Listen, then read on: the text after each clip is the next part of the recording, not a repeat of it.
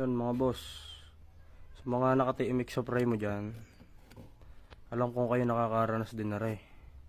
Ang susian ay naglulus sa katagalan, sakit na sa fry mo yun eh. Ganun nila ang gagawin. Yan, ililinisin lang natin.